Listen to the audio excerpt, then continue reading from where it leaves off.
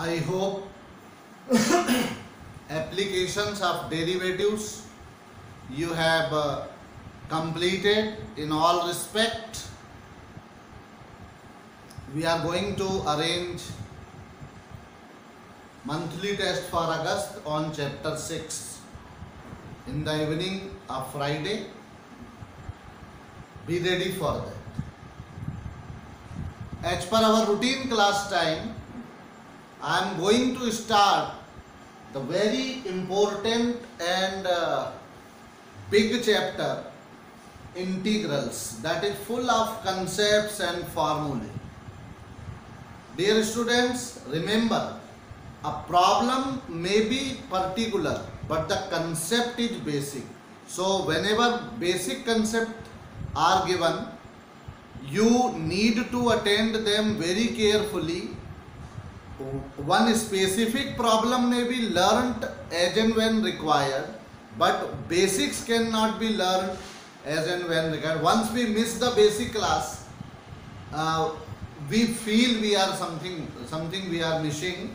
So let us start integrals. Integrals में सबसे पहले हम प्रोसेस की बात करें. You learnt a mathematical operation or process that is called addition. क्या सीखा आपने? एडिशन. तो क्या एडिशन की कोई रेसिप्रोकल प्रोसेस भी आपने सीखी? Yes, the reciprocal process was subtraction. जब एडिशन सीखा तो उसका रेसिप्रोकल प्रोसेस सबट्रैक्शन सीखा. 5 में 2 ऐड किया तो 2 बढ़ जाएगा, 7 हो जाएगा. 7 में से 2 माइनस कर दिया तो 2 घट जाएगा, 5 आ जाएगा. Then you learnt multiplication. Multiplication की रेसिप्रोकल प्रोसेस के रूप में आपको सिखाया गया डिवीजन. अब यहाँ डिवीजन में सम रेस्ट्रिक्शंस वर देयर. जो चीजें एडिशन के लिए पॉसिबल थी, जो प्रॉपर्टीज, वो सब्ट्रैक्शन के लिए नहीं है. एक एग्जांपल देता हूं, जैसे नेचुरल नंबर्स का जो सेट है, it is closed with respect to addition but not closed with respect to subtraction, because sum of two natural numbers is always a natural number, but sum of two difference of two natural numbers is not necessarily a natural number. Suppose 1 minus 2 किया तो -1 आएगा, वो तो integer हो गया, natural नहीं रहा. तो रेसिप्रोकल प्रोसेस के साथ सर्टेन रेस्ट्रिक्शंस हो सकते हैं. मल्टीप्लिकेशन आप 0 से मल्टीप्लाई कर सकते हैं मगर 0 से डिवाइड नहीं कर सकते. ऐसे ही जब मैथमेटिक्स में हायर लेवल में आपने पढ़ा डिफरेंशिएशन. डिफरेंशिएशन का मतलब था, हिंदी में इसको बोलते हैं अवकलन. और अवकलन वह प्रक्रिया थी, differentiation was that process with the help of which we could find the rate of change of one variable with respect to other variable, that is denoted by dy by dx. Differentiation की reciprocal process के रूप में define किया गया integration. अब ये integration जब हम y का डिफरेंशिएशन करते हैं x के रिस्पेक्ट में, तो हम dy by dx मिलता है. तो क्वेश्चन मार्क ये होता है कि dy by dx के ऊपर कौन सा ऑपरेशन लगाएंगे कि हमको फिर से y मिलेगा. Try to understand the concept. जिस प्रोसेस से इस डेरिवेटिव का इंटीग्रेशन करने से वही फंक्शन मिल जाएगा जिसके डिफरेंशिएशन से वो आया था, that process is known as integration. और इंटीग्रेशन को हिंदी में कहते हैं समाकलन. इंटीग्रेशन, नेशनल इंटीग्रेशन की बात करते हैं हम लोग, राष्ट्रीय एकता, समन्वय, राष्ट्रीय समन्वय. तो इंटीग्रेशन एक साधारण एग्जाम्पल के रूप में मैं आपको ऐसे समझाना चाहता हूं कि अगर हम ओशियन या समुद्र का डिफरेंशिएशन करना शुरू करें तो हम पानी की एक बूंद पर पहुंच सकते हैं, और पानी की एक बूंद का इंटीग्रेशन करें तो हम पूरा समुद्र पहुंच सकते हैं। आपने सुना होगा बूंद बूंद से घट भरे, पानी की एक एक बूंद से घड़ा भर जाता है। तो मैं अपेक्षा व्यक्त करता हूं कि बच्चों को कंसेप्ट अच्छी तरह से समझ में आ रहा होगा। अब जब हम ये समझ गए हैं कि हमको इंटीग्रेशन को डिफरेंशिएशन की रेसिप्रोकल प्रोसेस के रूप में स्टडी करना है, तो अब हम इस कंसेप्ट को डेवलप करते हैं कि वास्तव में इंटीग्रेशन है क्या चीज। ओके, बहुत ध्यान से देखें बच्चों। Let y is equal to f of x be a differentiable function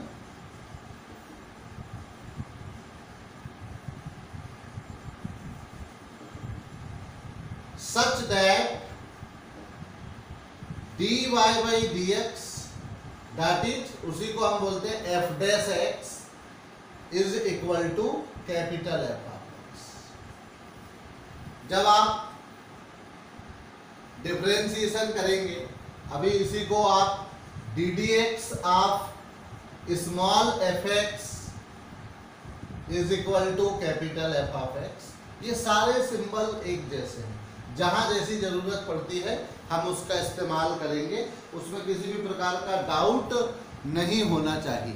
तो अगर स्मॉल एफ एक्स जो फंक्शन है इसका derivative capital F of x है, देन वी डिफाइन, हम क्या डिफाइन करते हैं, देखो ध्यान से, ऐसा सिंबल बनाइए। वास्तव में ये देखिए एस ही बना है ना, एक एस बनाओ और उसको यहां से और यहां से पकड़ के खींच दो तो वो ऐसा हो जाएगा। This is called sign of integration. तो integration of capital F of x, और यहां लिखेंगे dx, तो जैसे यहां ddx लिखते थे तो differentiation with respect to x आता था, यहां हम fx इंटू dx लिखेंगे तो इसका मतलब होगा integral with respect to x कर रहे हैं। तो integral capital F of x with respect to x is equal to small f of x. समझ में आ गया? स्मॉल एफ का डेरिवेटिव कैपिटल एफ था, तो कैपिटल एफ का क्या स्मॉल एफ होगा, कैपिटल एफ का इंटीग्रल स्मॉल एफ होगा। यहां पर जिस फंक्शन को इंटीग्रेशन करते हैं that is called integrand. Integrand यानी हिंदी में होता है समाकल्य। समाकल्य मतलब जो समाकलन करने के योग्य हो या जिसका समाकलन किया जा सके या जिसको इंटीग्रेट किया जा सके। ओके, और ये जो समाकलन करने के बाद जो रिजल्ट मिला, this result is called integral. Integral को हिंदी में बोलते हैं समाकल। तो integral is the result of the process of integration, और integrand is the function which is going to be integrated. अब ये जो है साइन ऑफ इंटीग्रेशन है, ये dx जो है ये रिप्रेजेंट करता है कि यानी जब भी हम किसी भी फंक्शन के x के रिस्पेक्ट में इंटीग्रेशन करेंगे तो हमको ये ध्यान रखना है कि यहाँ पर वो फंक्शन होगा और उसके बगल में dx लिखना मस्ट है।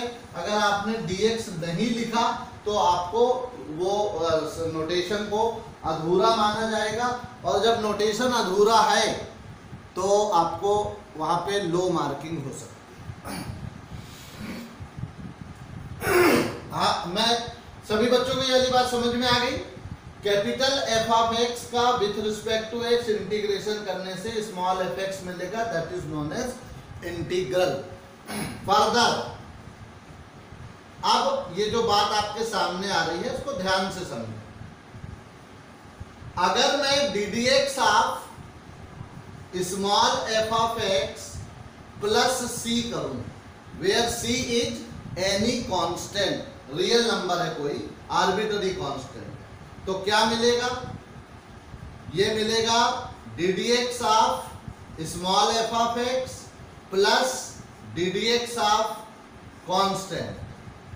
D d x of small f x को हम कैपिटल एफ ऑफ एक्स मान चुके हैं, तो capital F of x plus constant का डेरिवेटिव क्या होता है? 0। तो फाइनली टोटल रिजल्ट क्या हुआ? Again f of x. As integration is the reciprocal process of differentiation, तो जब small f x plus c का डिफरेंशिएशन करने से कैपिटल एफ एक्स आ रहा है, तो क्या होना चाहिए? Integral of capital F of x with respect to x should be equal to small f of x plus c. अब बहुत ध्यान से हमको देखना है कि ये हमने पहली बार डिफाइन किया था और ये हमने दूसरी बार डिफाइन किया। दोनों में जनरल, व्यापक या ज्यादा जिसको हम सही मानेंगे वो क्या होगा? तो सभी बच्चों को एक मत होना पड़ेगा इस बात पे कि ये जो हमने capital F of x d x with respect to मतलब small f x plus c लिखा है, where c is called constant of integration. क्या कहलाता है? कांस्टेंट ऑफ इंटीग्रेशन कहलाता है। और ये एक आर्बिट्ररी कांस्टेंट है जिसकी वैल्यू डिपेंड करेगी कि क्या कंडीशन दी गई है उस समय, उस कंडीशन के हिसाब से सी का मान निकलेगा। इसका मतलब ये हुआ कि अभी एट प्रेजेंट आपके सामने ये जो एक्सप्रेशन लिखा है, integral of capital F of x d x is equal to small f x plus c, ये इसमें सी की वैल्यू इनडेफिनिट है और इसलिए इस इंटीग्रल को हम लोग इनडेफिनिट इंटीग्रल कहते हैं। क्या कहते हैं? Indefinite integral. और इनडेफिनिट इंटीग्रल यानी होता है अनिश्चित समाकल। मतलब अभी यहाँ जो उत्तर निकला है वो सही है, मगर उसमें सी की वैल्यू इनडेफिनिट है, यानी आगे एक और कंडीशन दी जाएगी कोई, तब सी का मान सही निकलेगा। That you will learn in the field of boundary value problems. Differential equation में जब हम लोग करेंगे तब आपको वाली चीजें बहुत ध्यान से समझ में। अभी ये समझ लें कि देखिए, अगर c की वैल्यू मतलब अगर फंक्शन में c की जगह 0 है तो यही वाला रिजल्ट आएगा। अगर यहाँ c की जगह 7 लिखा था तो इसका पक्का मतलब है कि आंसर में यहाँ 7 आना चाहिए। तो ज्यादा जनरल एक्सप्रेशन कौन सा हुआ? प्लस सी वाला। इसलिए ये इंटीग्रल इंपॉर्टेंट इंटीग्रल है। This is known as indefinite integral. And indefinite integral में आप जब भी उत्तर लिखेंगे तो आपको सी जरूर लिखना पड़ेगा, इस बात का विशेष ध्यान देंगे। So let us proceed. I hope every student had understood the concept of integral very well. तो इंटीग्रेशन अगर एक बार प्रोसेस समझ में आ गई तो हम बड़ी आसानी से आगे सारे फार्मूले इसके डेरिवेटिव से ही हम डिराइव करेंगे और उन फार्मूलों को समझना बहुत आसान होगा। चलिए अभी आप मेरे साथ साथ देखते देखते स्वयं बोलिए। Some standard results we are taking.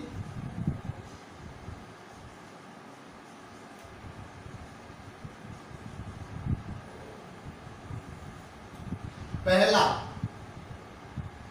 Since ddx of x raise to the power n plus 1 upon n plus 1 plus c करेंगे तो इसका डेरिवेटिव क्या आएगा? n प्लस 1 नीचे वाला तो कांस्टेंट है, वो बाहर निकल गया। x की पावर n प्लस 1 का डेरिवेटिव होगा n plus 1 x raise to the power n, तो यहाँ केवल बचेगा x raise to the power n। यहाँ ध्यान रखें n should not be equal to minus. तो जब इस फंक्शन का डिफरेंशिएशन करने से x की पावर n मिलता है, देयरफॉर इंटीग्रल ऑफ x की power n with respect to x must be equal to x raise to the power n plus 1 upon n plus 1 plus c।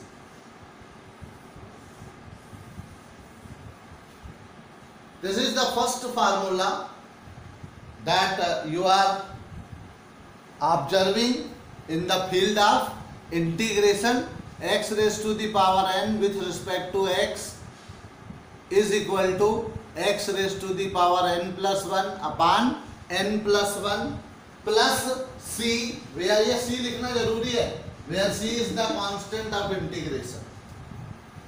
तो ये पहला फार्मूला है बच्चों, बहुत ही इंपॉर्टेंट फार्मूला। इसमें आप समझ लीजिए एग्जांपल 1, ddx ऑफ x की पावर 7 करेंगे तो क्या आएगा, x to the power 7 plus 1 divided by 7 plus 1 plus c, that is 1 upon 8 x raise to the power 8 plus c।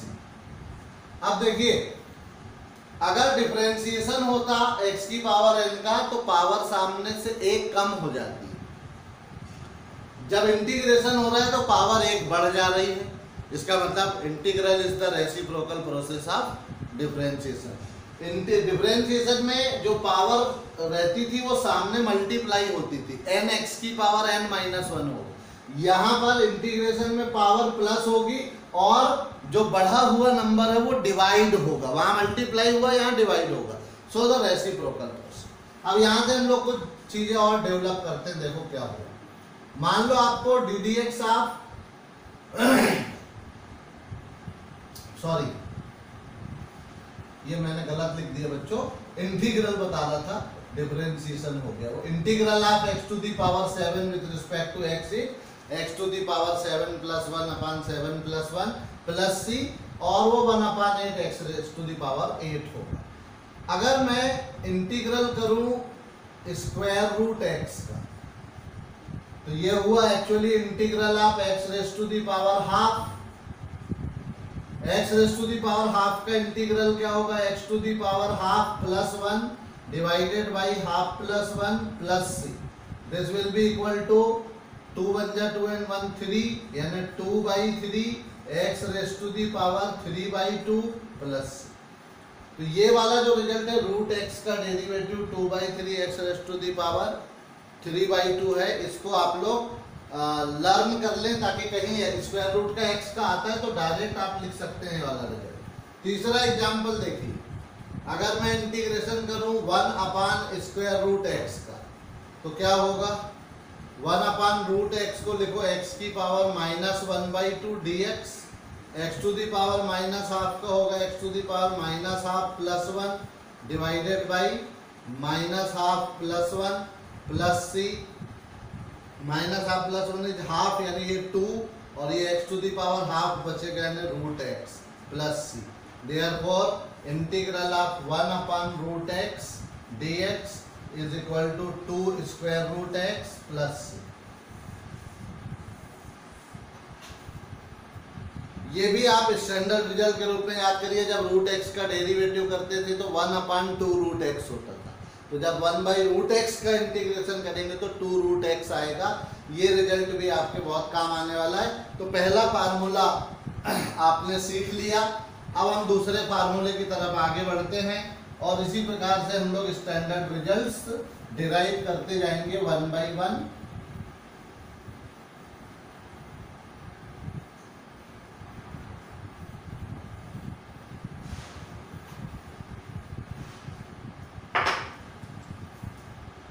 Second, since ddx of e raised to the power x plus c करेंगे तो e raised to the power x ही आएगा।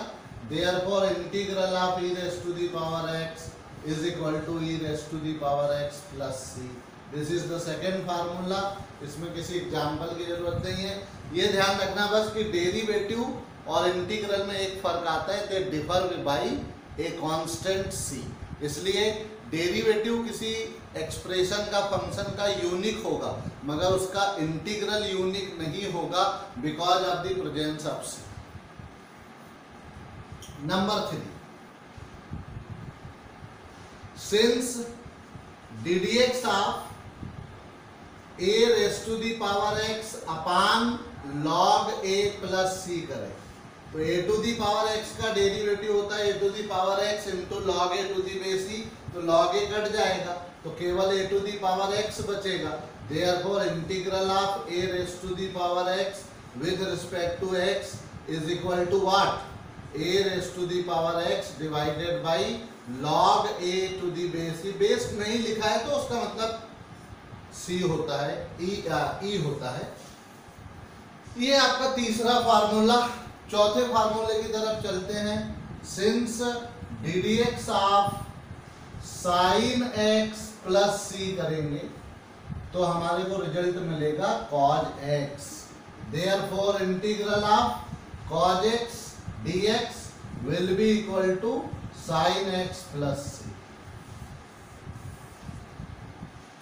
Since ddx of minus cos x plus c करेंगे तो क्या आएगा, cos x का derivative minus sine x और एक माइनस पहले से, ये हमने जानबूझ के एडजस्ट किया है माइनस साइन को पहले, ताकि उधर हमारा रिजल्ट पॉजिटिव हो क्योंकि उसका इंटीग्रेशन करना है। Therefore integral of sine x with respect to x is equal to minus cos x plus c।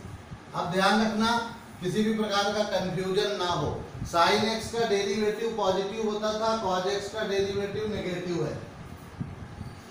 उल्टा यहाँ हो गया, cos x का डेरिवेटिव पॉजिटिव है, sin x का cos x का इंटीग्रल पॉजिटिव है, sin x का integral negative.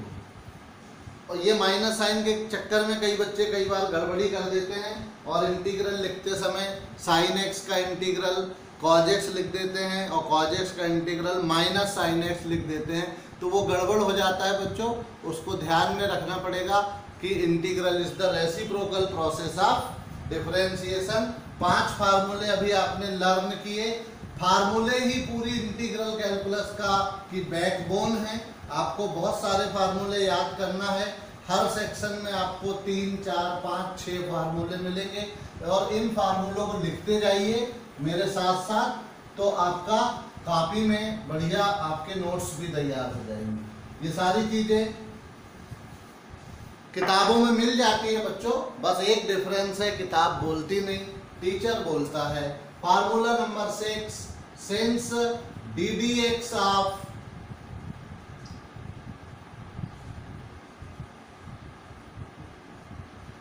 tan x plus c, tan x का डेरिवेटिव होता है sec square x। Therefore integral of sec square x with respect to x करेंगे तो tan x प्लस c आएगा। Number 7, since ddx of sec x plus c करते हैं तो it comes as sec x into tan x, c का differentiation 0। Therefore integral of sec x into tan x dx will be equal to sec x plus c। तो ये आपका 7th formula है, ये आपका 6th फार्मूला है। और आगे बढ़ते हैं 8th, since ddx of minus Kozak x plus c करें। माइनस में जानबूझ के इधर रख रहा हूँ क्योंकि कोजेक x का minus Kozak x cot x होता है, तो वो माइनस साइन ये माइनस लगा होने के कारण एडजस्ट हो गया, क्योंकि अब हमको इसका इंटीग्रल करना है। तो therefore integral of Kozak x into cot x with respect to x is equal to minus cosec x plus c, where c is the constant of integration. 9th formula, since ddx of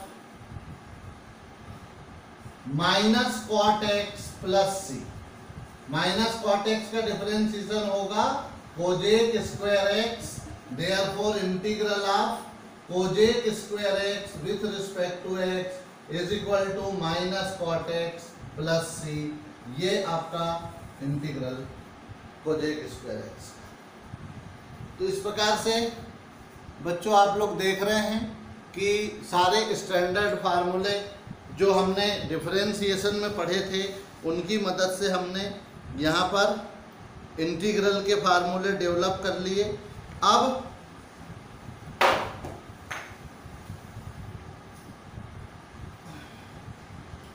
आगे बढ़ते हैं थोड़ा सा।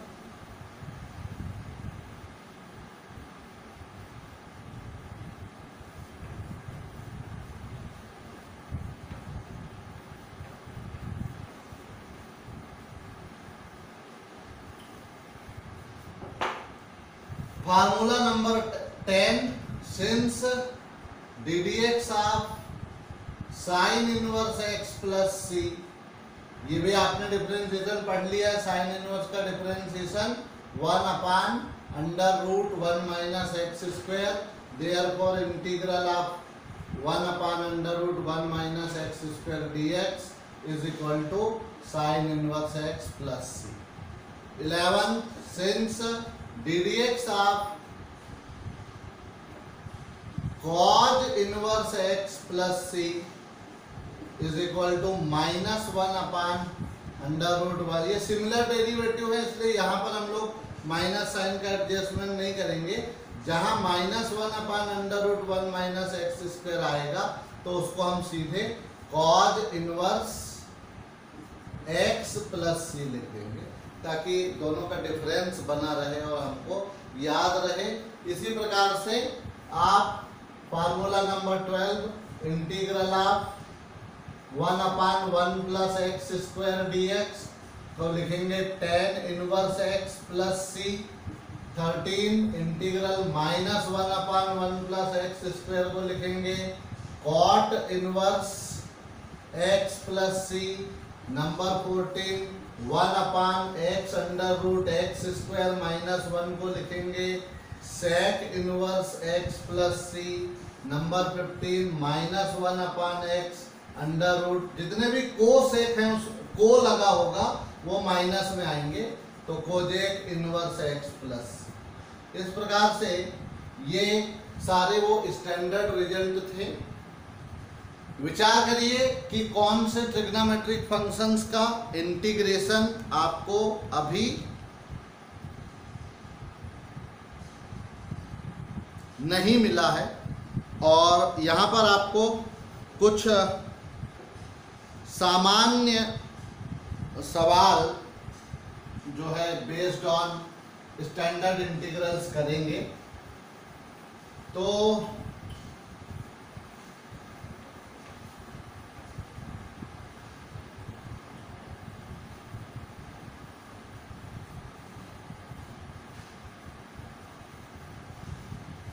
यहाँ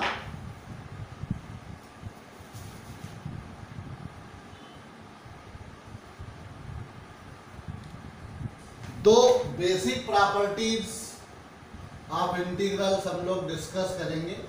properties of integrals, जैसे differentiation की process में हमने पढ़ा था ddx of k into F x है तो k बाहर हो जाता था, इंटीग्रल केवल एफ एक्स का होता था। वैसे ही यहाँ पर भी होगा, integral of k into F x है, अगर मतलब कोई कांस्टेंट मल्टीप्लाइड है तो कांस्टेंट को बाहर कर लो, इंटीग्रल केवल फंक्शन का होगा। बस ये ध्यान रखना है कि रिजल्ट लिखते समय प्लस सी लगाते हैं। नंबर 2, इंटीग्रल अगर f of x plus or minus g of x है तो integral of f of x अलग आएगा, प्लस और minus integral of g x अलग होगा, प्लस रिजल्ट में सी जुड़ेगा। ये सी जोड़ने की आदत आपको डाल लेनी है। तो अभी जो है वैसे वो जब इंटीग्रल करेंगे तब सी जोड़ेंगे, यहाँ मैंने थ्योरी में आपको यहाँ सी बता दिया है। तो अभी क्योंकि ऐसा तो आपको लिखना नहीं ना, आपको तो सवाल आएगा, जैसे एग्जाम्पल में बता रहा हूँ, मान लीजिए आपको इंटीग्रेशन आया 3x raise to the power 2 dx, तो आप तो इंटीग्रल 3 बाहर हो गया, एक्स स्क्वायर का integral x cube by 3 plus c, ऐसा लिखेंगे। ये 3 से 3 कट गया तो एक्स क्यूब प्लस सी रह जाएगा। भैया c is the constant of integration. इस प्रकार से आपको सी ऐड करना है। तो ये दो बेसिक प्रॉपर्टीज हैं।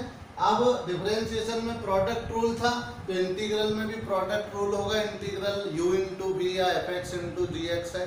और कोशेंट रूल इंटीग्रल में नहीं होता है, उसके जगह बहुत सारी दूसरी टेक्निक्स होती हैं, सब्स्टिट्यूशन है,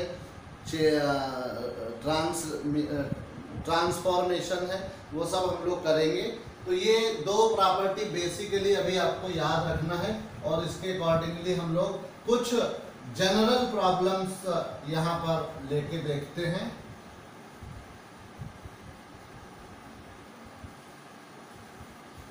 ओके, अब जैसे कई बार आपको इंटीग्रल मिलेगा, मान लो आई बराबर इंटीग्रल cos x अपान 1 माइनस कॉज स्क्वायर एक्स।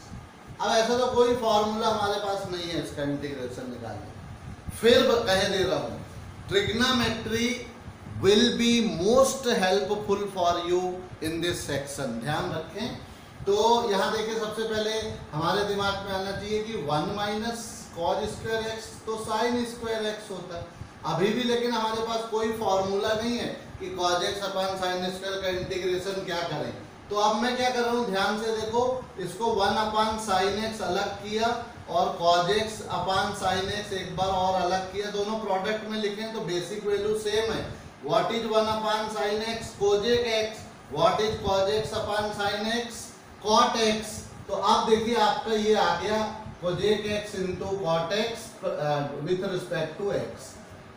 इसका फार्मूला आपके पास है, इसको कहते हैं ट्रिग्नोमेट्रिक ट्रांसफॉर्मेशन से फंक्शन को इंटीग्रेबल फॉर्म में कन्वर्ट करना। कोजेक एक्स कॉट एक्स का इंटीग्रल क्या होगा? Minus cosec x plus c, where c is the constant of integration and this is your answer, minus cosec x plus c. I hope solution is very much clear to everybody.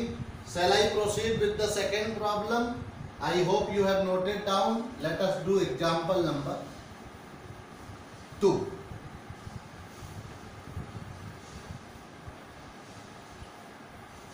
अब एक integral हम लोग यहां से देखते हैं, यह CBSE के सैंपल पेपर में पूछा गया था। Let I is equal to integral e raise to the power 3 log x into x raise to the power 4 dx। अब ये भी प्रेजेंटली इंटीग्रेबल फॉर्म में नहीं है, तो इंटीग्रेबल फॉर्म में लाने के लिए हमको क्या करना पड़ेगा? देखो, ये वाले 3 को हम यहाँ ला सकते हैं, तो ये हो जाएगा e to the power log x cube into x raise to the power 4 dx। क्या प्रॉपर्टी यूज हुई यहाँ?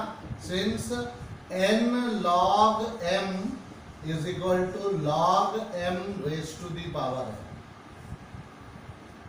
अब यहां पर फिर एक इंपॉर्टेंट प्रॉपर्टी लगेगी, e raise to the power log x है और कोई बेस नहीं, मतलब e ही होता, तो इसकी वैल्यू होती है x। जो हमने ये वाला कंसेप्ट कहाँ यूज किया था? Logarithmic differentiation. तो ये हो जाएगा सीधे सीधे x cube into x to the power 4 dx, that is equal to integral of x to the power 8 dx which is equal to x raised to the power 9 divided by 9 plus तो देखो, integral उसको आपको कराना था x raised to the power 8 का, मगर उसने x raised to the power 8 direct नहीं दिया। यहाँ पर कुछ ऐसा फंक्शन सेटअप कर दिया जहाँ पे आपका पूर्व ज्ञान प्री रिक्विसाइट नॉलेज जो है यहाँ पर इस्तेमाल होना चाहिए। बच्चों को लॉगरिदमिक फंक्शन, एक्सपोनेंशियल फंक्शन की प्रॉपर्टीज मालूम होना चाहिए। वो पता है तो आप बड़ी आसानी से उस इंटीग्रेशन को कर सकते हैं, और नहीं मालूम है तो फिर वही इफेक्ट है कि अब e की पावर 3 log x का क्या करूं, और फिर वहां अपने आप सिचुएशन खराब हो जाती है। फिर से देखते हैं एक और एग्जाम्पल बच्चों। मान लीजिए बहुत सिंपली आपको कोई ऐसा क्वेश्चन मिलता है कि आपको इंटीग्रल निकालना है square root x minus 1/x²। ये इंटीग्रल के लिए कोई और इसका होल स्क्वायर, कोई फार्मूला आपके पास अभी नहीं है। जैसे हम डेरिवेटिव में करते थे कि समथिंग स्क्वायर है तो x की पावर n का फार्मूला लगा दो, वहाँ इंटीग्रल में रिवर्स प्रोसेस में वैसा कर पाना संभव नहीं है। तो ये हो जाएगा, सबसे पहले इसको a minus b whole square से खोल दीजिए, तो ये क्या हो जाएगा a square minus 2a into b plus b square यानी 1/x² का स्क्वायर। जब आप स्टेप को 100% अकॉर्डिंग एज फार्मूला अरेंज करते हैं तो कोई फार्मूला लिखने की जरूरत नहीं होती। तो ये हो जाएगा, देखिए x माइनस, ये हो जाएगा x⁻½ डिवाइडेड बाई 2 यानी -3/2 प्लस ये हो जाएगा x⁻⁻⁴। ऐसा भी मैंने इसलिए लिख लिया है सब कि x की पावर n का फार्मूला हर जगह लगेगा। अब जो हमने सेकेंड प्रॉपर्टी ऑफ इंटीग्रल पढ़ी उसके अकॉर्डिंगली ये सारे इंटीग्रल्स अलग अलग हो जाएंगे। Minus x⁻³ plus integral of x⁻⁻⁴ dx। अभी तीनों का इंटीग्रल करके हम लोग वहां पर c ऐड कर देंगे। तो x का इंटीग्रेशन क्या होता है x²/2, x की पावर -3/2 का क्या होगा x की पावर -3/2 प्लस 1 यानी बचेगा x की पावर -1/2। उतना ही यहाँ नीचे भी लगा दीजिए। x की पावर -4 का करेंगे तो -4 प्लस 1 -3, उतना ही नीचे भी लिख दीजिए प्लस c अब यहाँ पर अप्लाई। थोड़ा सा simplification I hope it is required. ये 2 ऊपर जाएगा प्लस और वो वाला नीचे आएगा तो 2/√x हो जाएगा माइनस 1/3x³ हो जाएगा plus c and this is your answer that has been obtained very easily.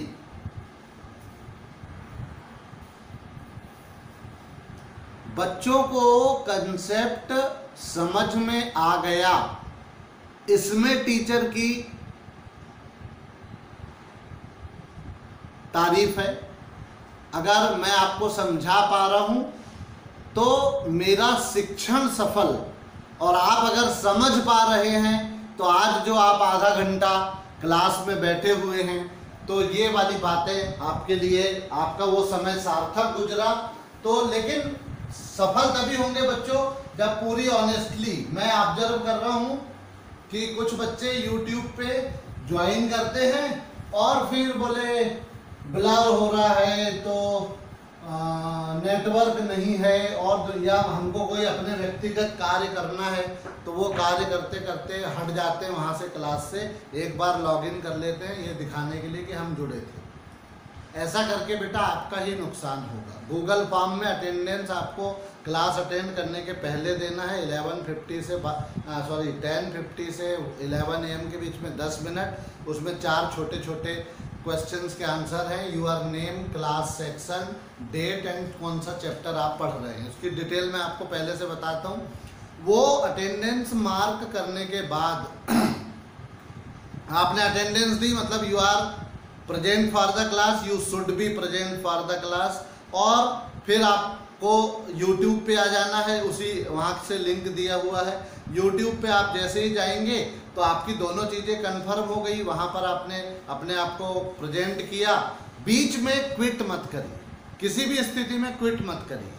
अगर थोड़ा बहुत कभी नेटवर्क इशू के कारण ब्लर हो गया, आवाज़ टूट गई, तो थोड़ा पेशेंस बनाए रखिए कि वो थोड़ी 2-4-5 सेकंड में ठीक हो जाएगा। क्लास पूरी अटेंड करिए। क्लास आप ही के बेनिफिट के लिए है। इतना जो हम 6 चैप्टर, मान लीजिए दिसंबर में स्कूल खुल भी जाते हैं तो अगले 2 महीने में पूरा कोर्स पढ़ा पाना किसी भी टीचर के लिए संभव नहीं होगा। इसका मतलब अभी आप जो आपको पढ़ाया जा रहा है, पढ़ाया गया है, उसको आप कंप्लीट मानिए। कोई एक्सक्यूज़ काम नहीं आएगा, ना कोई सुनने वाला है। इसलिए हम लोग भी निरंतर मेहनत कर रहे हैं कि आप लोग पढ़ते रहें, आप लोग सामंजस्य बिठा करके रखें। अब एक और एग्जाम्पल हम लोग यहाँ पर ले रहे हैं जो कि इंटीग्रेबल फॉर्म में नहीं है। ध्यान से देखिए, इंटीग्रल है tan स्क्वायर x का। क्या tan स्क्वायर x का इंटीग्रेशन करना आपको आता है?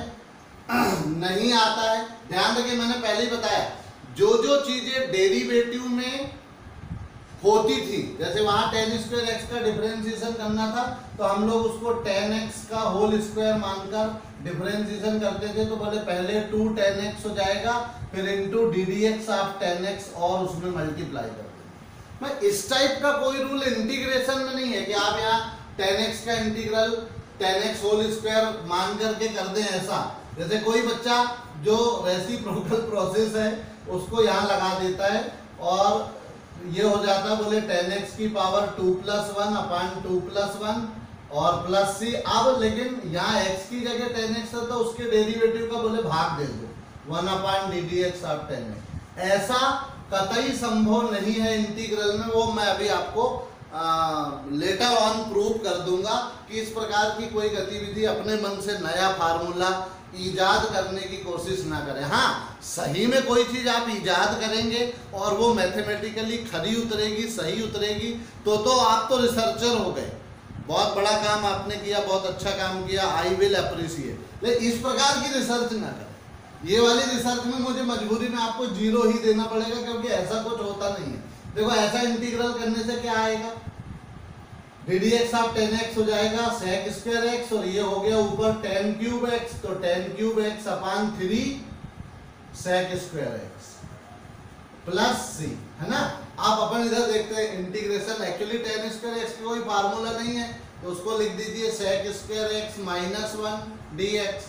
sec स्क्वायर का x का इंटीग्रेशन अलग होगा, क्या आएगा, tan x। sec स्क्वायर का इंटीग्रल tan x 1 का x, क्योंकि x का डिफरेंशिएशन 1 होगा, और प्लस c, तो क्या tan x माइनस x और tan क्यूब x अपान 3 tan स्क्वायर x सेम है? कतई सेम नहीं है। इस प्रकार की गलती बिल्कुल भी नहीं करना, मैंने शुरू में ही ब्रेन वॉश कर दिया। अब बाद में आप ऐसा करके आएंगे तो वो आपकी अपनी गलत फहमी होगी, गलती होगी। इंटीग्रल होगा tan x minus x plus. ये आई होप ये सबको समझ में आ गया होगा। बहुत ध्यान से अगले सवाल की ओर बढ़ते हैं, जहां पर हमको देखो फिर से कोई ट्रिग्नोमेट्रिक ट्रांसफॉर्मेशन करना पड़ेगा। Integral i is equal to under root square root 1 minus sine 2x dx। अब स्क्वायर रूट के अंदर 1 माइनस साइन 2x का कोई फार्मूला हमारे पास नहीं है, तो ये हो जाएगा स्क्वायर रूट में 1 की जगह लिख दीजिए cos square x plus sine square x, और साइन 2x की जगह लिख दीजिए 2 साइन x cos x। ये फार्मूले आपको बाई हार्ट होना चाहिए, आपको समझ में आना चाहिए कि ये क्या हो रहा है। तो ये हो जाएगा, ध्यान रखें, square root of cos x minus sine x whole square dx। यहाँ पर चूंकि कोई लिमिट या इंटरवल हमको नहीं दिया है, तो हम लोग केवल पॉजिटिव एस्पेक्ट कंसीडर करेंगे। ये इंटीग्रल हो जाएगा cos x minus sine x और with respect to x। cos x का इंटीग्रल क्या होगा, sin x, क्योंकि sin x का derivative cos x। sin x का इंटीग्रल क्या होगा, माइनस cos x, क्योंकि cos x का derivative minus sin x, plus c। This is equal to sin x plus cos x plus c, and this is the answer, जो आपको समझ में आना चाहिए, बनना चाहिए। बिल्कुल शांत मस्तिष्क। अच्छा, ये ध्यान रखें, कोई बच्चे यहाँ पर जिद करते हैं कि सर अगर मैं यहाँ इसको sin x minus cos x का होल स्क्वायर, तो इसमें ध्यान रखिए फार्मूले में cos 0 वैल्यू 1 होती है और sin 0 की वैल्यू 0 होती है। तो cos जो है वो डिक्रीजिंग होता है और sin इंक्रीजिंग होता है फर्स्ट इंटरवल में। तो जो मैक्सिमम वैल्यू लोअर एंगल पे जिसकी होगी उसको प्राथमिकता देना है। इसको हमेशा cos x को पहले लिखना, sin x को बाद में लिखना। तो इससे आपकी गलतियां होने की संभावनाएं खत्म हो जाएंगी और इस प्रकार से आप आगे बढ़ सकते हैं। एक एग्जाम्पल और लेता हूं मैं, उसके साथ क्लास को समाप्त करूंगा। जो भी डाउट्स होंगे, दिक्कतें होंगी, वो आप मुझसे पूछ सकते हैं। 2000 में ये क्वेश्चन पूछा गया था 2000 कंपार्टमेंट में, integral square root of 1 plus sorry without square root 1 plus sine x divided by 1 minus sine x dx। अब चूंकि ऐसे किसी एक्सप्रेशन का इंटीग्रल हमारे पास हमेशा ध्यान रखना कि क्या कोई स्टैंडर्ड फार्मूला है जो हम यहाँ अप्लाई कर सकते हैं, नहीं है। मतलब ये फंक्शन इंटीग्रेबल फॉर्म में नहीं है, तो इसको क्या करिए, इसका हम जैसे रैशनलाइजेशन करना हमने 9th में सीखा था, ये रैशनलाइज तो नहीं हो रहा है, ये हमने केवल अपोजिट वैल्यू से मल्टीप्लाई कर दिया एक्सप्रेशन से। उससे ये फायदा होगा कि डिनोमिनेटर सिंगल डिजिट हो जाएगा, ऊपर हो गया आपका 1 plus sine x whole square और नीचे हो गया 1 square minus sine square x. तो a square minus b square का फार्मूला लग गया। अब